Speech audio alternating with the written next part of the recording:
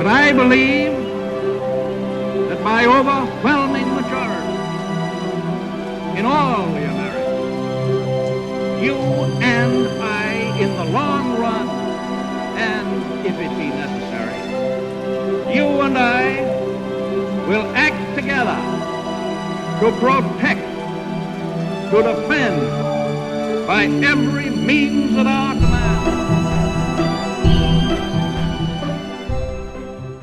Welcome to the History in Motion podcast, where we discuss leaders, their decisions, and how they shape the world we live in today.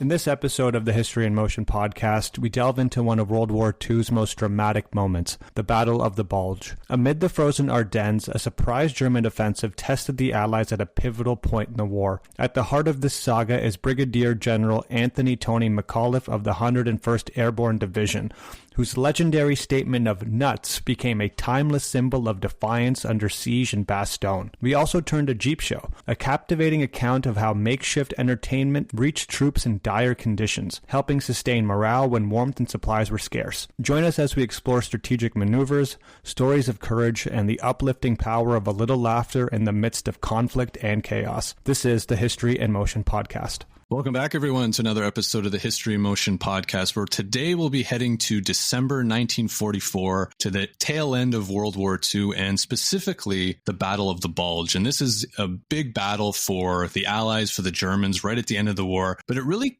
comes to head at a small town in Belgium called Bastogne. And Bastogne's important because it's this critical crossroads for this German advance trying to take back a lot of ground that they've lost. And why we think this battle is so interesting is it brings in someone named General Anthony McAuliffe, who's a man who's thrust into command where, let's be honest, defeat seems almost certain. Morale is at a really all-time low. And how do you get all of these troops who are completely surrounded, get them fighting and get them to a point where annihilation might seem certain, but you got to keep the morale up. So, Richie, I think this is going to be a good one for us today because, we talk so much about leaders from a high level, but we've really never focused a lot on how do you get the common soldier to keep that morale up and to keep fighting? So I think that's what's going to be the most interesting part of the conversation today. Yeah, and I think it's a special episode as well. We have our first guest, Robert O'Connor, who's joining us, the author of Jeep Show, and I think this is going to be a fascinating discussion. I know typically when we do episodes like this, we don't usually go to this level of analysis with, the battle on the ground. We do talk about them in relation to a particular leader, but I think for this conversation, that ground level analysis, which is, as we'll see, kind of difficult to do research for because you really got to rely on some primary records and understanding of what's going on at the ground level to be able to have some, meaningful analysis and takeaway. But I think you're able to kind of glean a lot of those leadership traits and commonalities amongst, the episodes that we've done, through the spectrum of this podcast so far. But what does it look like for a leader to actually build team morale and consistently keep it up while facing the reality that, the odds are against you and your back is essentially against the wall, for the foreseeable future? Absolutely. But, I think like you mentioned, we can't have this discussion alone. So I'd like to formally introduce you, Robert, to the podcast today. So for those who don't know Robert, he's written a fantastic book called Jeep Show, A Trouper at the Battle of the Bulge. And it just really dives into all the themes that we talk about today. Morale of the common soldier in a battle where you're not only heavily outnumbered, but morale is probably the most key thing. And the thing that I think is so interesting about your book, Robert, is how you go into the pieces of entertainment as a way to keep morale up and keep the troops going, especially when things are, really at the brink. And so I'm really interested to hear a little bit about writing about morale. It's not the part of war that's very glamorous. We see so many books out there about this guy got a medal for this or this guy got a medal for that, but no one's really getting medal for, hey, you kept the troops' spirits up and you kept them fighting. So what got you interested in, writing about this, and why do you think it's such an interesting topic? Well, first of all, the topic of morale in war is best summarized by a famous quote from Napoleon. Napoleon said, "In war, morale is to the material as 3 is to 1. And certainly the U.S. High Command took that to heart. Jeep Show is about the morale corps in the Army in World War II. It was a small group of soldiers, enlisted men and officers, whose only duty was to do things to maintain or raise the morale of troops. My interest in the concept of morale comes out of an episode, a very low period I went through in my life several years ago. We all, you live long enough, we all do. To do something positive while I was feeling so low, I started writing notes to myself about, what I might have done to get myself into this pickle. And I enjoyed the process, and it gave me something to do while I was feeling badly. And just kept going for a few years and wrote a self-help book called Gumption Aid, the booster for your self-improvement plan. And I got to put down in that book all my ideas about, how we do better.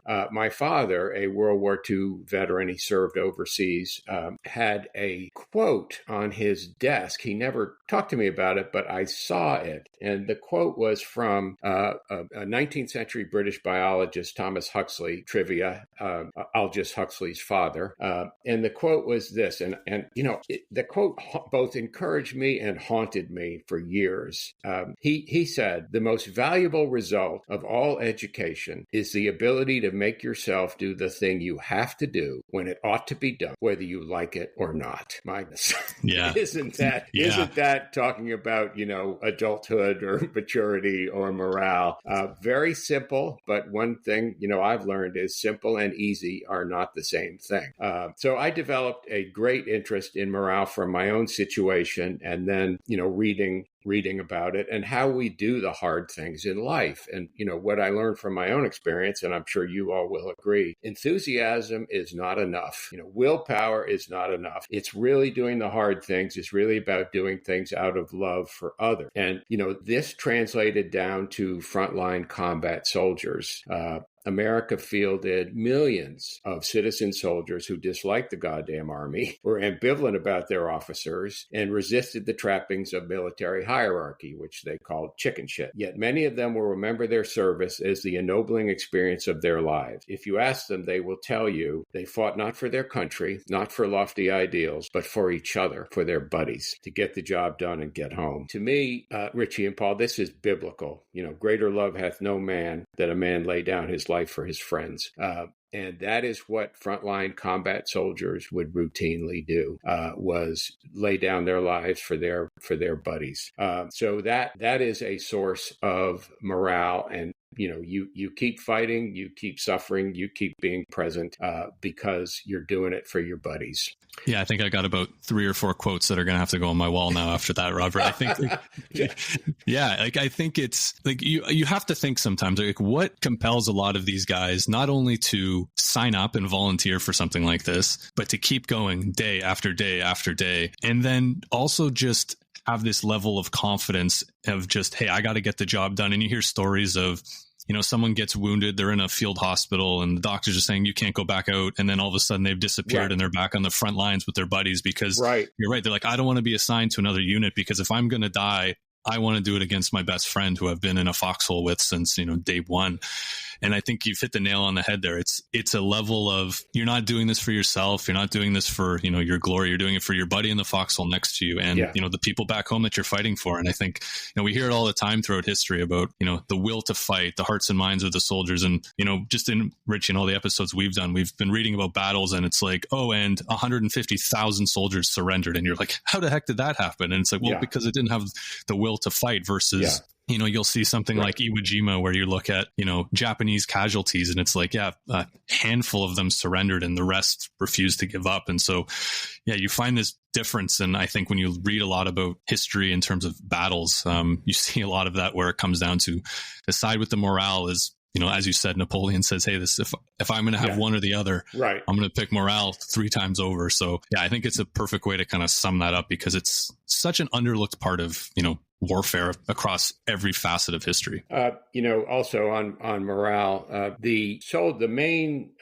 infantry force in Bastogne was the 101st Airborne, and they were used to being behind enemy lines. These are the soldiers that constantly get parachuted behind enemy lines. So being completely surrounded by an overwhelming German force was not terribly, was not foreign to them because of their training. And the other point I want to make, you're absolutely right. Frontline combat soldiers would be eager to get back to their units if they had been, lightly wounded. And the main reason was their buddies. The other reason was you never wanted to be a replacement in a unit that they didn't know you, because for the first week until they got to know you, it was extremely dangerous. It took about a week, and there were many, many young soldiers sent over after D-Day as replacements, and it was very, very dangerous. I think it's so fascinating. And I think the big reason that I'm so, in love with studying history is, one, for the pure academic reasons of just, having that knowledge and understanding how we got here. But the other part that I think lean on is the application, why learn this? And I think, Robert, Paul, you kind of just touched on some things about, doing the hard thing, laying down for people that you care about, and kind of boosting their morale. And I think there's so many important lessons here outside of just the scope of this episode. So I think for our listeners, we always try to tie it back to, what's tangible, what can we actually do in real time, and what can we learn from these episodes that can, hopefully make us better in the things that we do, and have these kind of case studies. And I think, morale, leadership, doing the hard thing. I love that Thomas Huxley quote. I Googled it right away. That's going down in my journal immediately, Robert. So thank you for sharing that lovely nugget. But I think that's kind of the core. It'll be both an inspiration and an admonition. That's how I find it to be. But I think that is such a great sentiment. And I think it kind of, underpins and cuts across this episode in its entirety in so many great ways. Yeah. Certainly McAuliffe, the temporary commander left behind in Bastogne, had a very hard thing to deal with. Absolutely. And I think maybe that's a good time for us to get into, okay, Bastogne is what we're going to talk about today, but where are these Germans coming from, right? It's 1944, December. We know that the war is going to be coming to an end in about 6 months. To hear that, American troops are surrounded is something that, when you look at kind of how things are moving chronologically, it doesn't necessarily check out based on the Germans being on their heels. But we have to look at the port of Antwerp, and this is where this all starts from. So the port of Antwerp in the Netherlands is this key deep water port, and to this day is still one of the largest, busiest ports in the world. And once the Allies capture this, it's starting to become the beginning of the end for Germany, because the amount of men and equipment that they can offload so quickly and get them to the front lines is just exponentially increasing. So Hitler sees this and he goes, well, I want that back. If we can close off Antwerp, it's going to really slow the Allies down and potentially buy us some time, whatever, his long-term plans are at that point. But there's a problem. He's got the Russians coming on the east, and they're coming fast and they're coming quick and they're coming heavy. So he's got two options. He can either keep things the way they are, or he can move some troops from the east to the west and attack the Allies coming in from the west, coming into Germany.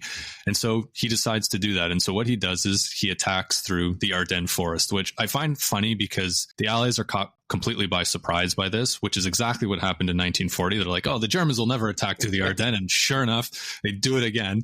But they had a little bit of help this time. So some forecasts were showing that there was going to be some really thick fog over a few days. And the Allies had superior air power at this time. So this was big because if you can negate the air power of the Allies, you're going to be able to move troops and equipment a lot quicker and without having to worry about being pinned down by aerial attacks. But I think the most important question about all of this, I'm sure you're asking, is why are the Germans moving troops from the east to the west? Troops, tanks, and most importantly, fuel. They need them to stop the Russians. And so there's a lot of speculation around this, but a lot of people think that at this point, Hitler's kind of losing his mind a little bit. He survived an assassination attempt. He's executing generals left, right, and center. Generals are committing suicide because they're not considered loyal to Hitler. And I was reading something about him that he was having this essentially like a drug cocktail every morning, which was a mix of like cocaine and like a sister drug to heroin that was given to him by his doctor. And yeah, you get energy, but people are looking at him going, this guy looks like he's aged 30 years in the last 6 months, because the toll is really getting to him. But again, as a general, you have two options. You can criticize Hitler or you can be loyal to Hitler. And at this point, best thing for your life expectancy is to not criticize Hitler and go forward with what he's telling you. But I think all the generals knew that this was not a good idea, but ultimately they said, okay, we're going to do it. And the only way we can do this is we have to move quickly. And to do that, they see the town of Bastogne that's going to be coming up. So I think this is just, end of the war, throwing everything you can at the Allies coming from the West. But what a gamble by Hitler, especially when we know that the Russians are coming quick, and they got to do it quick and they got to do it fast, or this is going to turn into a disaster really fast. Yeah, my research is that the German generals knew that the war was lost by this point and that the only way out was a political solution. Hitler's idea, which they did not like, and they argued mildly against it. But Hitler's idea was, really a last desperate throw of the dice. And I suppose if you think about this German situation and the fact that, if Hitler personally fell into the hands of the Russians, which was likely, he would be hung anyways. So this last desperate throw of the dice was to divide the Allies between the American armies in the south and the British army in the north, as you said, make their way to Antwerp, and then kind of sue for a separate peace with the Americans and the British so that they could then turn back to the Russians. Wildly desperate throw of the dice. And as you say, the key to the possibility of German success, which was probably about 1 in 40 anyways, was the weather was keeping the Allied air superiority out of play. And secondly, the Germans had to keep to a very ambitious timetable. They had to get to Bastogne very quickly. As you said, Bastogne controlled 7 different roads, and the roads were critical because you could not drive a tank off the road in December in Bastogne. The ground was too soft and muddy. So if you're going to move armor, you have to be moving it along a road. And if you're going to be controlling the battle, you have to have Bastogne and the roads there. The Americans were caught, as you said, completely by surprise. Interestingly, the frontline officers, captains who are commanding a company or lieutenants commanding a platoon, they were hearing motor noise. Many of them knew something was going on, and they were sending their observations up the line, but for whatever reason, and there's a lot of noise when you're in that kind of a situation, there's a lot of noise to separate from signal. So for whatever reason, the senior intelligence people, didn't believe that there was something going on. They believed that the Germans were too weak. And of course, as I said, it was a desperate attempt by Hitler, and they probably didn't think that he would be that desperate. So the Germans had to stick to a strict timetable. And for the Americans, after they recovered and they realized this wasn't just a spoiling attack, this wasn't just a diversion, that there were actually 3 German armies penetrating on a 90-mile front, and especially in the middle, they were making tremendous progress. The Americans' job was to put it wasn't to prevail in the early days. It was to put the Germans off their timetable. Because if you put the Germans off their timetable, you would have time to reinforce Bastogne, as it happened with the 101st Airborne.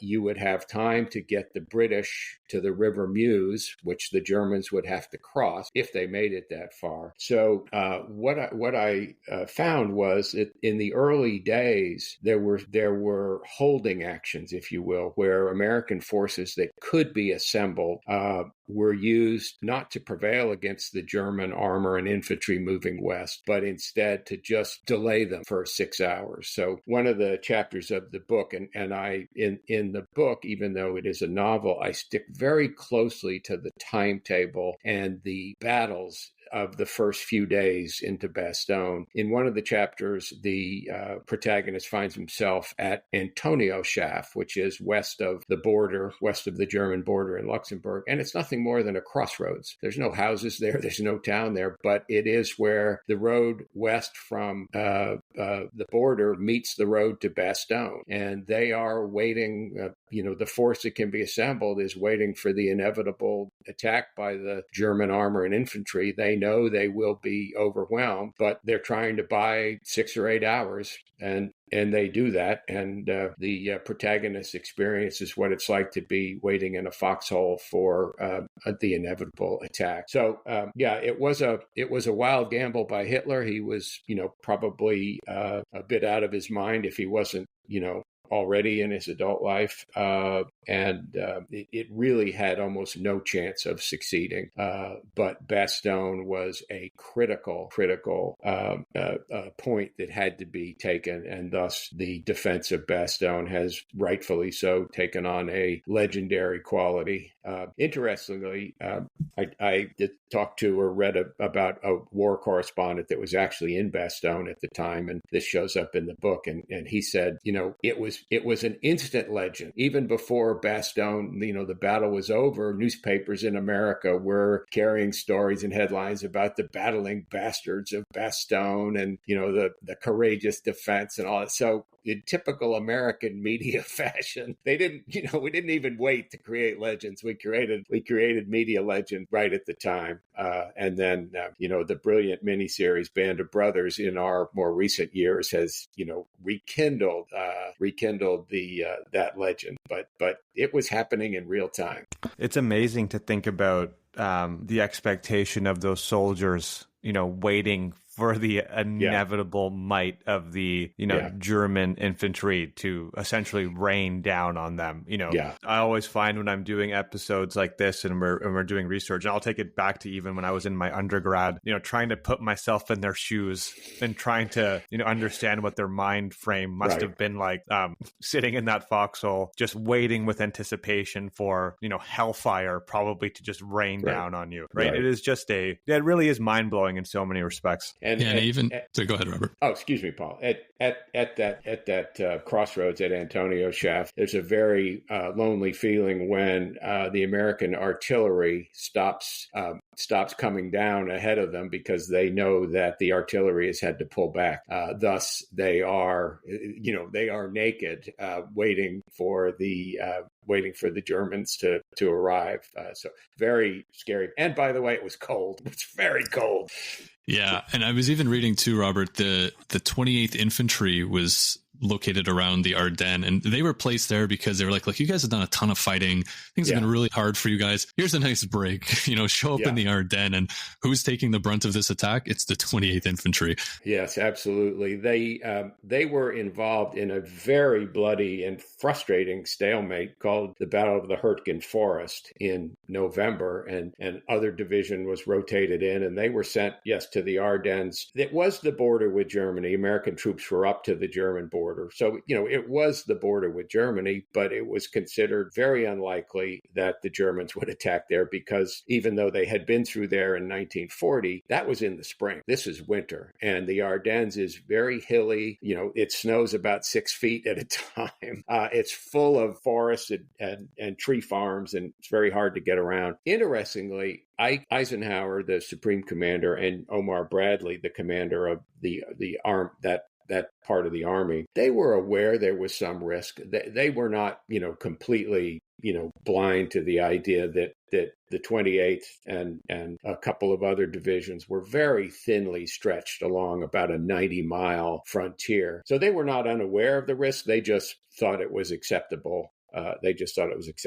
And as you say, that was a tourist area, that area of the Ardennes. So the idea was, let's send the 28th there, let them rest and refit. Yes, they're guarding the border, but, probably nothing will happen there. And they had a lot of replacements to get into their ranks. And that shows up in the book. And then, on the morning of at 5 a.m. on the morning of the 16th, the German artillery begins, and they're involved in the fight of their lives. Yeah, it's interesting as we were kind of going through this, and you're mentioning like a really thin line and just how difficult it is to defend that space. It was I was getting a lot of flashbacks to, we've done a lot of research on Roman history, and the Romans had a heck of a time guarding that. And I was going through your book, and I see this quote from the protagonist when he's talking to to, I think it's a reporter. And I was like, well, there we go. That confirms everything. And he describes the Ardennes by saying, the Ardennes is rolling hills, steep valleys, small farms, dense forests. It has harsh winters, heavy snow, blinding fog. And Julius Caesar called it difficult terrain for large scale movement of people and equipment. The only difference now is there's paved roads. 7 of them go through Bastogne, and that's the hub. And so it was interesting to say, okay, I'm definitely thinking along the right lines here, but I think that's a perfect way to sum this up. You have essentially the worst terrain you could possibly imagine to move, Tiger tanks and huge pieces of mechanized equipment. And but the only place that you can move it through is this little town called Bastogne, which again, talk about a legend being built. It's almost too perfect, I think, at this point. Yeah. Yes. They I think the Romans fought the Germans there, in Julius Caesar's time. But yeah, the Ardennes was very rugged territory. And it's interesting, I found out that, there's a lot of talk about the forests in the Ardennes and how thick the forests were. Interestingly, these were not medieval forests. These were tree farms. So there was a pine tree every 3 feet because these were tree farms and they were harvested, for lumber. So the forests were almost impenetrable. If you walked on the ground, you could get through them. But so the Ardennes was very unlikely territory to fight a battle. Interestingly, Bastogne was almost in some ways an ideal place to defend because it was surrounded by very small villages, even hamlets. And the 101st Airborne divisions have 4 regiments instead of 3, like an army division. So the 101st Airborne basically put its 4 divisions like a box along this outer boundary of Greater Bastogne, and the hamlets and small towns and farmhouses became almost like a wall, a point to defend it. So Bastogne was almost an ideal. If you had to defend under those kind of conditions, Bastogne was an ideal place to defend, and an airborne division was ideal for that. And it's interesting, too, when we think about, okay, we got to defend this place, too. And as I was kind of going through your book and doing a little bit of research on, we think of defending this place. We talk about the 101st being there. And there's a quote from the book. I think it was quoting Tolstoy, if I'm not mistaken, around. It says, as the war goes on, the weaker troops and officers melt away. They're killed, captured, reassigned. What's left is the best. They have resilience, cohesion, leadership, tactical skills. They make their own morale. That's the 101st Airborne. So, if there's going to be a group that's going to defend this place, it sounds like the 101st is probably who you're going to want for a situation like this. Absolutely. And airborne divisions, and the 82nd Airborne was sent to the northern, about the same time, was sent to the northern shoulder, the northern part of the attack. And because they weren't in Bastogne, and aren't subject of a fabulous miniseries, we're not, we don't think of them in the same way, but they did great service up in the northern shoulder, slowing down the German advance. Absolutely. Part of the defense of Bastogne, and the book gets into it, is there were, the German attack was overwhelming and unexpected there.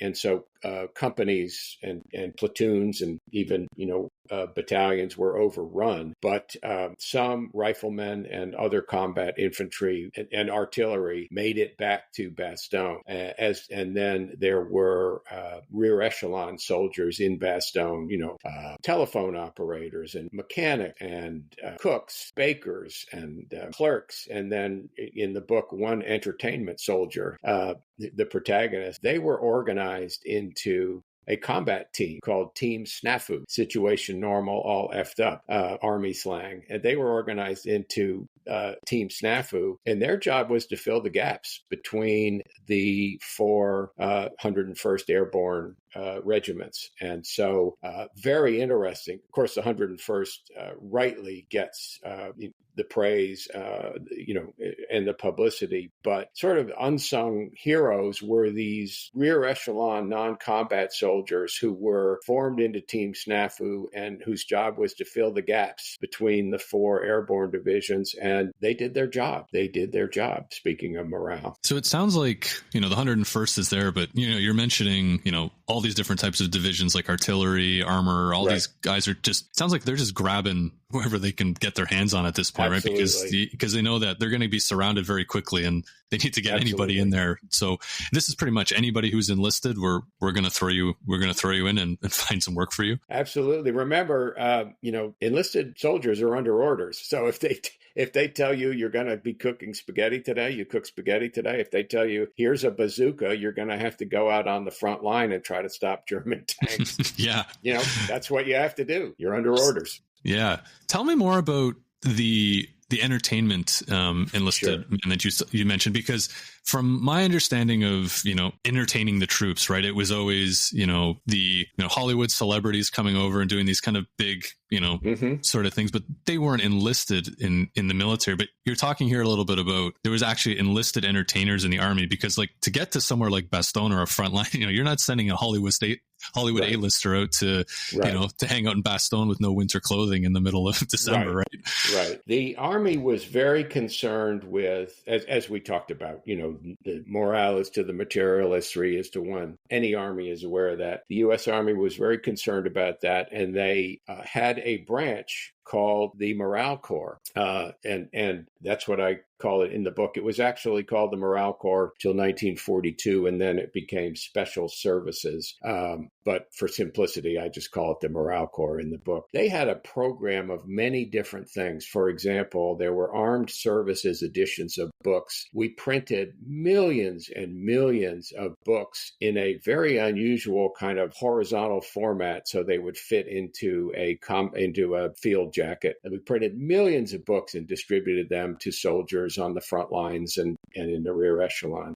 They showed thousands and thousands of movies to show soldiers in the rear echelon. They had athletic equipment. They put on they had scripts to put on amateur productions with soldiers being the cast and crew of these plays. But the frontline combat soldiers, as with many supplies, did not get any of this equipment. So the USO did brilliant work, and Bob Hope was tireless in the Pacific and in Europe. But the USO was a civilian organization, and they could not go to the front lines. Too dangerous. And the Red Cross was a civilian organization and could not go to the front line. So what the Army did is they came up with the concept of Jeep shows, and Jeep shows were invented by a very famous Broadway director named Joshua Logan. He directed South Pacific and Annie Get Your Gun and several just huge hits of the late 40s and 50s. He was a captain in the Morale Corps, and he realized that the frontline soldiers were not going to get much morale support. So he organized 3-man Jeep shows. So this was 3 entertainment soldiers, and that was military occupation specialty 442, and then a driver, and they would drive to the front lines or just behind the front lines, and combat troops would be brought back a mile to get a hot meal and perhaps a uniform exchange. And they would do a show for them. And it was kind of a vaudeville-inspired variety show. They'd, tell jokes, they'd sing, and they'd dance. They would always pull a soldier out of the audience who his buddies would say, hey, Bill does a great impression of Edward G. Robinson, or Jimmy Cash. So they'd pull him out, and I'm sure it was terrible, but it was really part of the fun. And what I realized in researching this and reading soldiers' letters is, they liked the show. The show was okay, but it was really the being there. It was really the fact that these, entertainment soldiers were there physically present with them. Because as, when you're going through a tough time, the fact that other people will be present for you can be a great morale boost. If somebody important in your life dies, for example, you really don't want, your friends coming and asking you all sorts of questions and, telling you about God's plan and, that this is all going to be all right. What you really want them to do is just sit with you and just be present. And that's what these morale Corps troopers were. Interestingly, we talked about, who they might be. Mickey Rooney was a MOS 442 and enlisted entertainer. He was the #1 worldwide box office champion in 1939. He enlisted in the Army in 1944. There was some pressure, for celebrities who were young enough to enlist. So he probably felt that. I also theorize that because his lifestyle in Hollywood was so ruinous, I mean, he was absolutely just insane party lifestyle when he wasn't working, and he was a genius at his job. But I kind of theorized that he thought getting away from Hollywood might save his life.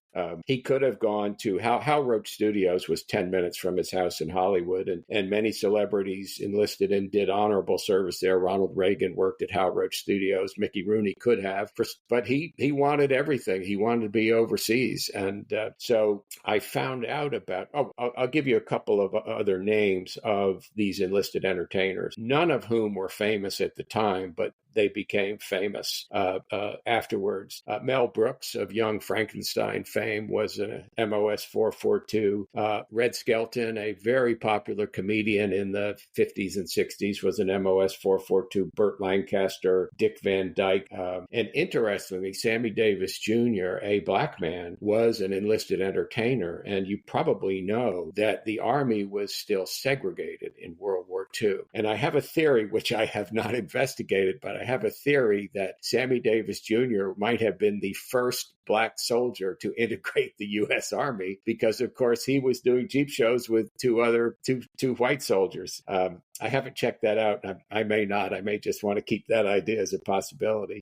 But these men were organized into Jeep shows and did them for frontline combat soldiers. It's such an interesting concept, right? And I think we kind of take it for granted. I know, Robert, when we first connected and we were talking about Jeep shows, boosting morale, and, Paul, I think we've done, 50 some odd episodes now. And I go back and I think about all of the research that we've done. And there was always these little elements of boosting troop morale. So I, went down a bit of a rabbit hole after we connected last, Robert, and, started looking and thinking through this, kind of military tradition of entertaining the troops. And it really does go back, to time in memoriam, where you can find examples of this in ancient and medieval armies all the way to modern day armies. So it's not necessarily a new or novel concept by any stretch of the imagination. This is something that military leaders and commanders have been trying to think about for a very long time. How do we keep the morale of our troops up so they're ready to go? They're ready for battle. They're eager to work with each other. And I don't know. It's not something that really comes to the forefront when you're talking about military history very often. So it is a very, unique perspective. And I think it really does go to show how important it is behind the scenes because, you look at a show like The Band of Brothers or even this discussion, we're always looking at the battle itself and, the strategic importance of, the why, the what, and the how versus, the people that are at the center of what's actually happening. So I think it does provide this new human element that often gets kind of lost in translation or lost in the research because it is very difficult to, kind of put that in a neat little box when you're talking about how people are feeling when they're in a foxhole, for example. Yes, Richie. And interestingly, as you say, it is overlooked. I have talked with historians who specialize in World War II, whose career has been researching and writing about World War II. And I have talked with huge World War II nerds, which I have become one myself. None of them are aware of Jeep shows or enlisted entertainers. And so this has, as you say, because it's not the battle or the legend or whatever, it has disappeared. I'll tell you how I found out about it. I was going to, after my first nonfiction book, I was going to write a nonfiction book about the Oxydol Circus. The Oxydol Circus was a legend at Procter & Gamble, the soap company where I had my first job. And basically a circus promoter sold the Oxydol brand manager on the idea of promoting a traveling circus. This is in the 60s. I will cut the story short and just say it turned out to be a disaster, humorous only in retrospect. And I was going to write about it. And the name of the circus promoter who sold this idea to the poor Oxydol brand manager was Jim Hetzer. So I managed to locate, Jim Hetzer was long gone. I managed to track down his daughter. And she said, oh, yes, my father, was a circus promoter in the late 50s and the 60s. Did you know, though, that he was an enlisted entertainer in World War II? And I said, no, I did not know that what is an enlisted entertainer in World War II? And she told me all about it. And she said, by the way, his older sister, my Aunt Mabel, saved every letter he wrote home from the Army, both in training camps in England, in France, and then in the European Theater of Operations. And I said, oh my goodness, can I come down to Dallas and read those letters? I'll put on white cotton archival gloves and be very careful. And she said, oh, you don't need to. My sister published them in a book.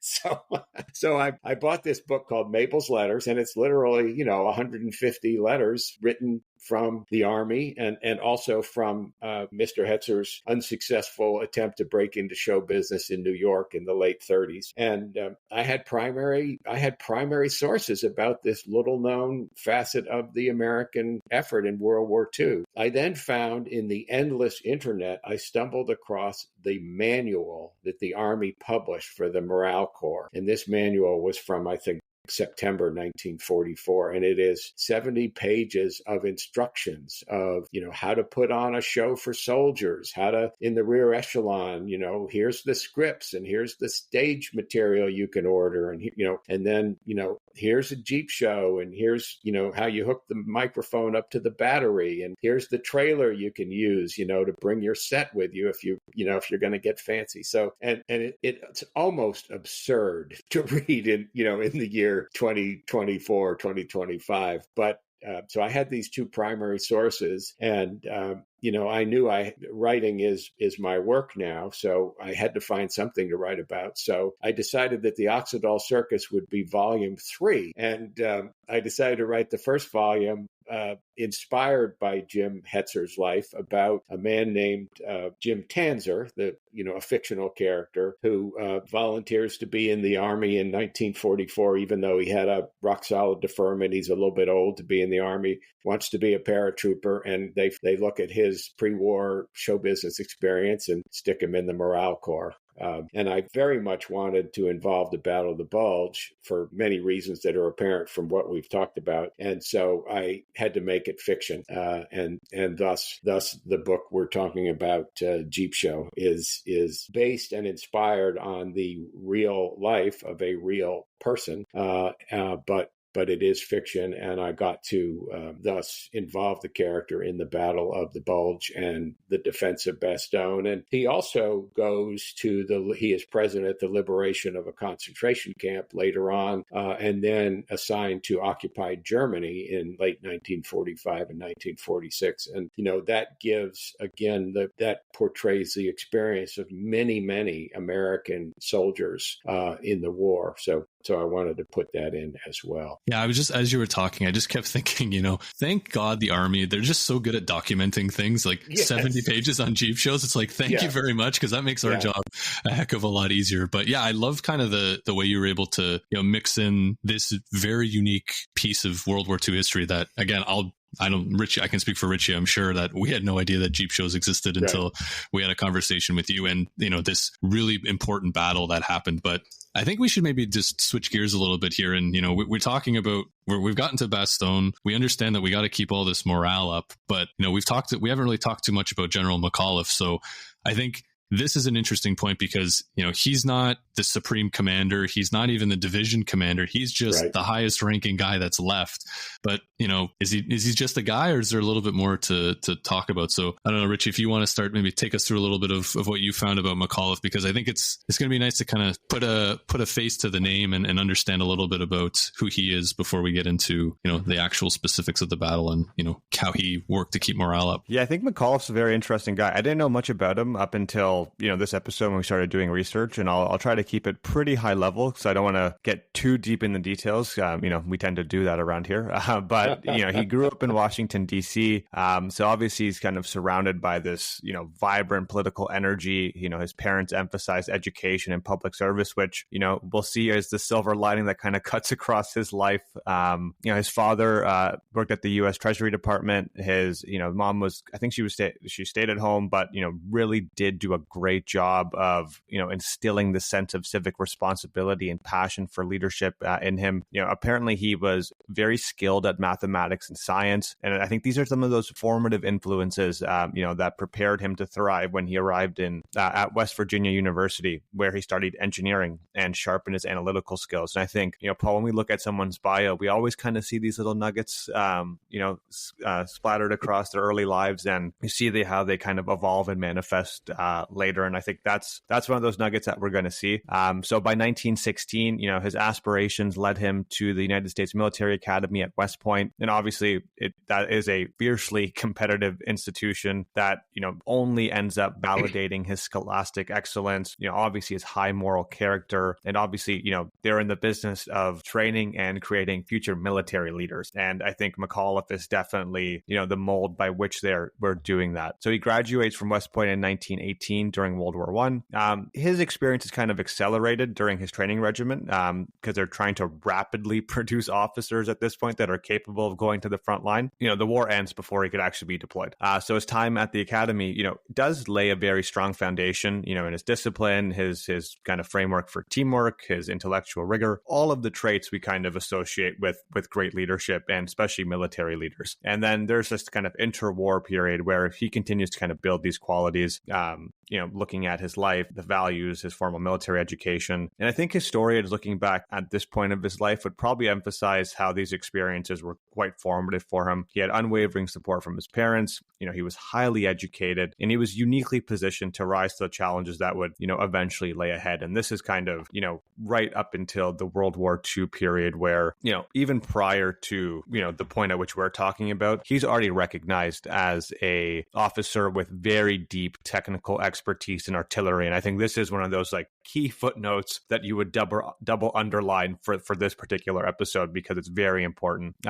He spent the interwar periods not just mastering the hardware and ballistics of modern guns and artillery, but he was fascinated by the logical and administrative complexities needed to ensure their effectiveness on the battlefield. So he studied at various institutions like the Field Artillery School at Fort Sill, the Army War College, and he expanded his focus beyond tactical details. He really wanted to, I'd almost frame it like embracing a broader operational and strategic considerations around how artillery could be used very effectively in war. And his involvement in refining the 105 millimeter howitzer, he showcased his, very hands-on approach. Obviously, this is his engineering background coming into play. And he worked alongside engineers and soldiers to enhance how mobile they were, how accurate they were, and how efficient those, howitzers were. So again, there's the application, there's the engineering, there's the foresight on how does this actually fit into the broader strategic complexity of what they're trying to do. And I think it really just showcased the multiple, facets of McAuliffe. He's someone who is very interested, very adept at the engineering, the strategic element of these things, but he's also willing to get his hands dirty and look at how he can kind of, explore, take things apart and put them back together. And, up until the point at which we're talking about, he's already had various roles and experiences and responsibilities with field commands, that again hone his leadership skills. He develops a very holistic understanding of how different parts of the Army function together. And I think these experiences prepared him for the increasing likelihood, of what we know now was the inevitable, American involvement in this global conflict. So by the time he joined the newly formed 101st in 1942, he was already known for having a very calm demeanor. He had a knack for solving very complex problems under pressure, obviously traits that we already know him for, but he also had a way of doing it in which he was well-humored. He never got too stressed out, apparently, and he kind of took things as they came and never really got too worked too worked up over it, and always tried to handle it with a very, fastidious demeanor, right? Like no problem was too big to solve. It just needed the right time, the right perspective, and anything could be figured out. And I think it's one of those things where, looking back, and if you kind of take a step back on the episode itself and the theater by which we're looking at, he's like the perfect guy to be in this position, because I think it all kind of comes together for him. Yeah, he was a soldier's officer in that there's a term called brass hat, which was used by enlisted men to describe officers who were, all about the hierarchy and, wear your tie and why haven't you shaved? And, McAuliffe was anything but that. He was a soldier's general. And as you said, low key, did not mind, getting his hands dirty, did not mind mixing it up. And yet, as you point out, his intellectual gifts and his training made him superior to most other officers. And then artillery, as you know, is all about math. So, if you have a gift in math and you get to West Point, they're going to make you an artillery officer, almost certainly. Well, I think it's interesting too, just as you were kind of explaining that, Richie, of just his ability to get into not just the understanding of the arms themselves, but getting into the logistics and moving things around. And again, it's so easy, like you said, to put two and two together and say, well, of course he was so successful at Bastogne because he has all those talents, and it's a chicken and the egg sort of thing. But you really think about it, right? He's got just this mix of stuff, people, arms, and he's got to find the best way to do it. And then I think the other interesting piece too, and I was flipping through your book, Robert, was talking about, like, well, how do you set up artillery for when you're surrounded? Because it's very different when you're, defending a line or moving forward. Is you can set your artillery up and you have a certain angle, I guess, that you're willing to hit, and everything past it you don't have to worry about. But now this is artillery in a 360 degree sort of setup. That's not something I'm sure that they're used to doing. And I think it goes to show that, he's got to figure out something a little bit unique here to be able to not only defend the areas that he needs to defend, but also, it's not like, oh, just point the gun over there. It's physically moving things and turning things around. This is not, a very simple operation by any means. Yeah, absolutely. In some ways, Bastogne was, think of it as the center of the face of a clock. And yes, with his skills and with the resources that made it into Bastogne for the guns, the artillery, he was able to direct his artillery to fire literally in a 360 degree way as the opportunities arose. And as we talk about in the book, this prevented the Germans from massing enough force, enough armor and soldiers in one particular place to make a breakthrough. Because, overcoming strong defense is all about massing armor and, artillery and troops in one place and making a breakthrough. And with the 101st Infantry or 101st Airborne or the snafu soldiers up on the front, radioing back saying, I hear motor noises. The Germans are gathering in a specific area for an attack. Well, they would then receive incoming artillery. So that his expertise in artillery and the fact that he could the only good thing about being completely surrounded is you can direct your artillery fire, in a 360 degree circle if you have to. And they had to. The danger was they almost ran out of shells. They were down to, I think the guns on the last day before they got more was down to 12 shells per gun, and as opposed to several hundred per gun, which they would have preferred. So the great danger was that they would run out of shells, and they almost did. Well, it really goes to show, we were talking about backs against the wall, but if that battle lasted a day, maybe another 8 hours, 10 hours, this might be a very different conversation. Right. And yeah, Paul, and it was the weather. What happened is, as Hitler's meteorologists had predicted, there was the skies were completely overcast for the first, I think it was 4, maybe even 5 days. So no American air power could assert itself. I think it was on the 24th.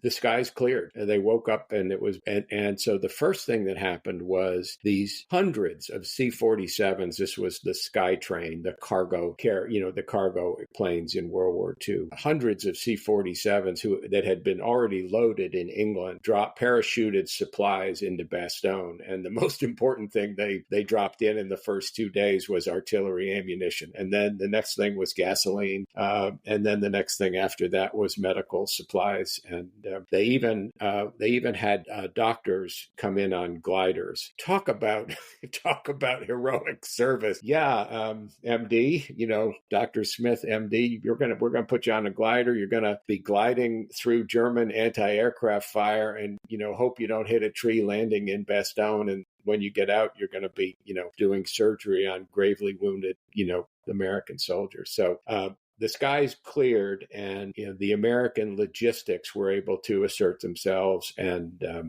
supplies were parachuted in that helped them hold out until the breakthrough came a few days later. Talk about threading a needle, though, with that glider. Yeah. I'm just thinking, you don't got much of a landing spot to hit. You can't be short, you can't be long, you can't go really any way. You got to hit this perfectly. But I think as this was going on, I think we have to talk about the surrender message between the German commander and McAuliffe. So the German commander sends this big, long, well, not big, a few points, but basically saying, look, you're completely encircled. Total annihilation is coming. Why don't you do the honorable thing? Surrender this encircled town. You've got 2 hours to think it over, because if you don't, we are going to hammer this city with artillery. We're going to, civilians are going to be killed, and that's on you. And, we all know about American humility, and this is going to be blood, on your hands. And so, McAuliffe, he's sitting there, he's thinking about it. What's he going to answer? And Robert, do you want to tell the listeners, what does he tell back to the German commander?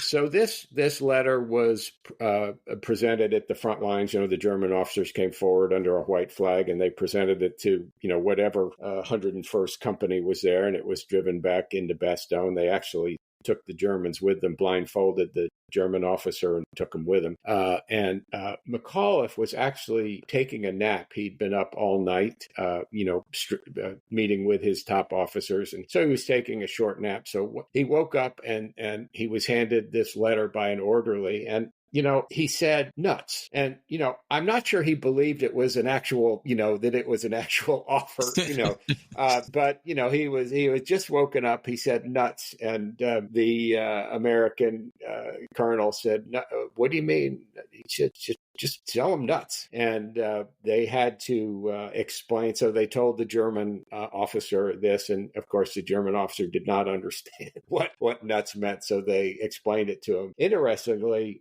the German general in charge of this part of in charge of this German army that was surrounding Bastogne, von Manteuffel, was absolutely furious when he found out that this surrender offer had been made, because it was sort of just created on the spot by the German commander. It was a very bad idea because first of all, Bastogne had already been heavily bombed and heavily shelled, so it was already clear that the Germans would do that. And so the nuts was kind of a first semi-sleepy reaction that just stood. And again, the American media machine, immediately created it. I'm sure people in San Francisco were reading it in their newspaper the next day. So that is the story behind that. I also think it's great. Can you imagine, that young officer who's looking at this letter, and then, obviously people talk, through the grapevine, you hear what McAuliffe said, nuts. Right. I think it would reflect kind of like the grit, the humor of, of the American troops. And again, we're talking about morale here, right? And it's like, it probably had this kind of galvanizing feature to it. It's like, we're here to stay, and we're not leaving anytime soon. So I think it's humorous in one way, right? But I can imagine that it also had this unintended byproduct or consequence of really kind of reinforcing that we're not going anywhere regardless of what you throw at us. And I think again, it's that little nugget of morale that you never know where it's going to come from, but it's going to give the troops some sort of, moral strength and direction. I'm also, and I'm reminded as you talk, and I hadn't thought about this before, but by this time there had been a cold-blooded massacre of about 90 American soldiers at a town called Malmedy. One of the German armies that attacked was an SS army, and the SS were fairly fanatical, pretty evil, and they had been used to fighting in Russia on the Eastern Front. And on the Eastern Front, nobody took prisoners in the main, whether it was the Russians or the Germans, they didn't take prisoners. And so the defenders of Bastogne had some idea that surrendering to the Germans probably wouldn't be safe anyways. Even if they thought they needed to, it would be very dangerous to surrender to the Germans because they were well aware of massacres of American prisoners who had surrendered just a day or two before. So there was that factor as well. I'd rather die fighting than get machine gunned by an SS bastard or die of disease in a German prison camp. Yeah, it's, again, you're right. Like, you're bringing these guys from the East to the West. And I think part of it, too, is Hitler's looking for loyal troops. And who's more loyal than these fanatical SS officers, right? And who knows what's going to happen here, especially if, you put your hands up, it may not end well for you. But, I was just kind of looking too at McAuliffe, and I think Richie put it so well on the added byproduct of this. And there's this famous, Christmas letter that he writes to his troops as well.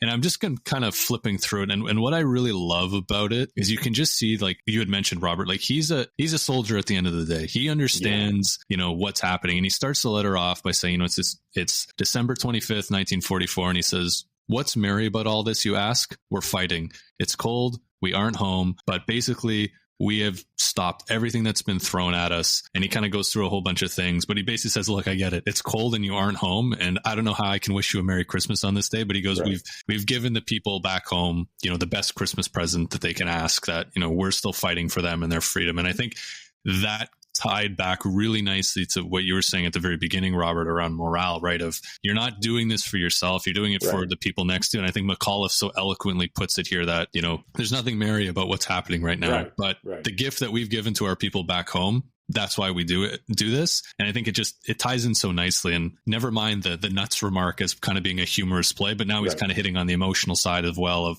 this is why we fight. And that letter would have been mimeographed and passed from foxhole to foxhole. So the frontline soldiers would have been, passing this back and forth between their foxholes, reading the letter. I think the why is so important, right? In terms of morale. And I think, it's just a comment I had mentioned at the top of the episode, which is, why do we study history? Why do Paul and I do these hour-long episodes? Why are we talking to you, Robert? And it's all about the application of these things today. What can we take away that we can still learn from and use? And I think, when morale's low, you often are confused as to the why you are doing anything. Why am I here? Why am I working on this presentation? Why am I writing this email? Why am I in this foxhole? You lose sight of that. And I think that Christmas letter, Paul, really gets to the core of the why, right? It's the best Christmas present you could give your family, friends, loved ones back home. And that is to defend against, the German military. And I think as a cohesive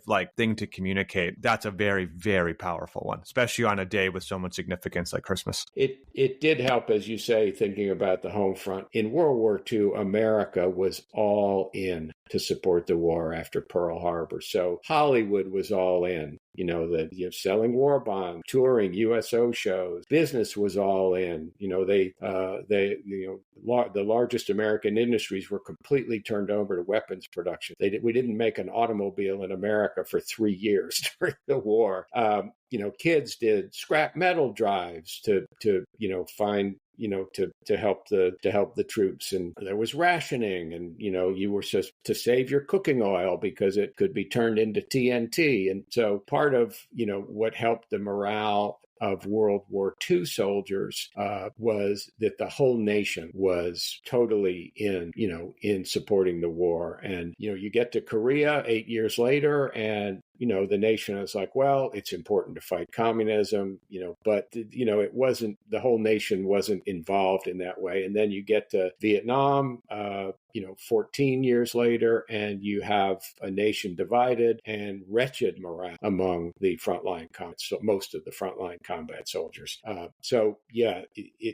It helped a lot, and McAuliffe was reminding the soldiers that everybody back home was supporting them and for them, and that's who they were fighting for. Yeah, I think it's a kind of a poetic way to look at this whole experience. But you're right, like we've been focusing so much too on the morale of the common soldier, but you're right. This is an entire nation that's fighting and doing what they can, and you need that morale to be huge if you're going to win a battle like Bastogne. So I think with just kind of wrapping up on Bastogne, like they're outnumbered 5-1. They're cold. They don't have winter clothing. They're running low on ammunition, but they somehow managed to win this. And from a little bit of my research, and I'm curious to kind of what you've seen as well, Robert, is the ability to move quick with small arms and small teams against these big heavy German units is essentially what won them the day, and maybe some tactical errors on the side of the Germans as well. And obviously some good luck, I'm sure, always comes into these sort of things. But, they managed to win this battle really, against all odds until they're eventually broken out by Patton and his forces. But, this has got to be, never mind all the keeping the morale up to make sure that we keep fighting this battle, but to actually win, with all, backs against the wall, terrible odds, that's got to ring, probably across, not just those troops, but the entire line. Yeah, it was a legendary performance. As I said, McAuliffe's artillery knowledge and the artillery that made it into Bastogne were crucial. The fighting effectiveness and morale of the legendary 101st Airborne was crucial. And then, Team Snafu and these rear echelon soldiers that were put into support and combat roles were crucial.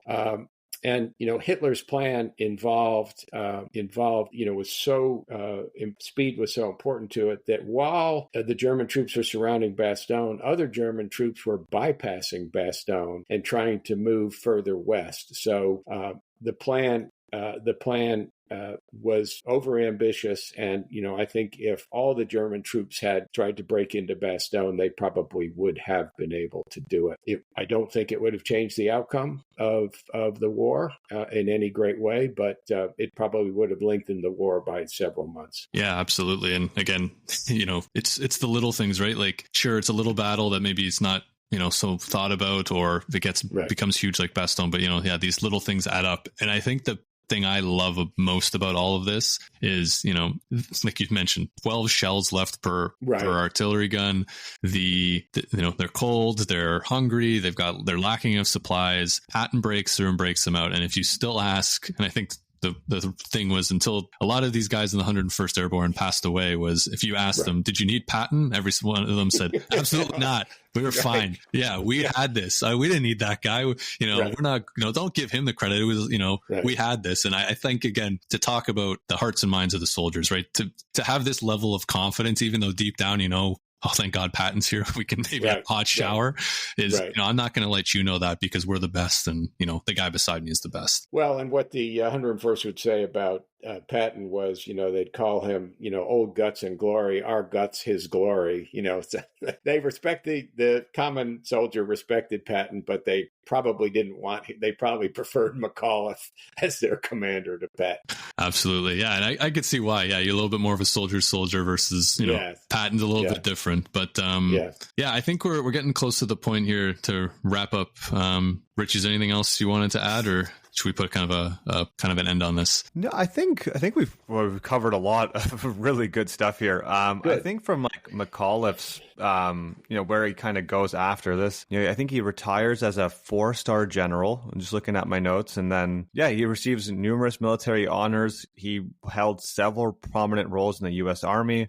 He served as the chief of the Chemical Corps. He acted as the deputy commander of the U.S. forces in Europe, and he retired in 1956 as a 4-star general, which capped off nearly 4 decades of service. And I think he was still renowned for his, calm demeanor, quick decision making. Everything I read about him always said he had a wry sense of humor, which is so interesting for someone with that kind of stature. And I think it's very humanizing in many ways. But I think ultimately what I took away from his story was that, he really did inspire unwavering loyalty amongst his troops. And, he remained active in Veterans Affairs. He shared his wartime experiences with a lot of humility and good humor. And then he passed away in August 11th, I think 1975 at the age of 77. And he was laid to rest in Arlington National Cemetery. And this is a point that I had mentioned, Paul, I think before Robert, you had joined the call, is that the town of Bastogne commemorates his steadfast leadership with memorials and an annual Nuts Weekend that celebrates his legendary stand during the Battle of the Bulge.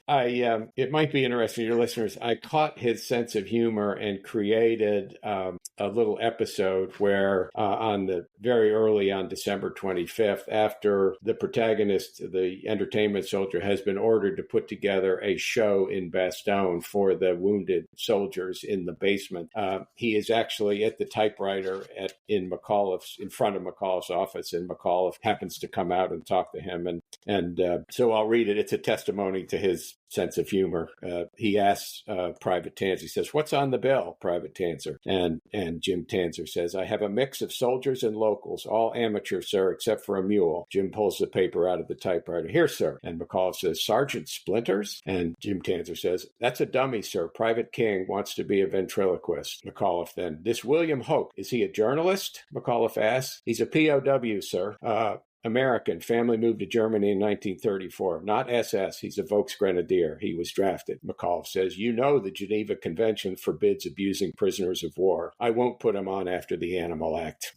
The general smile. So I tried to pick up on the fact that he did have a wry sense of humor, and he was calm under pressure and had a common touch with the enlisted men. Yeah, I love that. I think that's a perfect, little tidbit of kind of, how we would kind of, expect to see him. But I think that's probably a great way to wrap up this episode. I think, we can definitely walk away from this with, I just, all the little things about McAuliffe and, all the things that he did to, keep the soldiers moving, but also having just that tactical brilliance to actually go out and win the day, I think is, a huge takeaway from, this discussion today. Paul, may I mention where your listeners might find my book? Absolutely. Okay. The book is Jeep Show, A Trouper at the Battle of the Bulge. It's available on Amazon. Just enter Jeep Show book or bookshop.org. If you don't like Amazon, it's available paperback, audiobook, or ebook. And there's a website, jeepshowbook.com, where I'd love it if your listeners would enter their comments if they have any. I'd love to hear what they think about the book. And thank you so much for the opportunity to talk with you guys and with your listeners. It's really been great. It's been a pleasure, Robert. It's been such an enlightening discussion. I think I've learned so much in the last hour and a bit since we've been chatting, or even the lead up to this conversation. So I think thank you for being our first guest, and thank you for having such a wonderful discussion with us. Yeah, thanks, Robert. Welcome. We appreciate it. And to everyone listening, go out, check out Robert's book, leave some comments on his site. And I think you're going to enjoy it if you enjoyed this conversation. And we'll hopefully we can talk to you again real soon, Robert. Great. Thank you so much. Goodbye, gentlemen. Thank you for listening to today's episode of the History in Motion podcast. If you enjoyed our journey through time, please subscribe, rate us, and share the podcast with friends. Your support helps keep history alive. Until next time.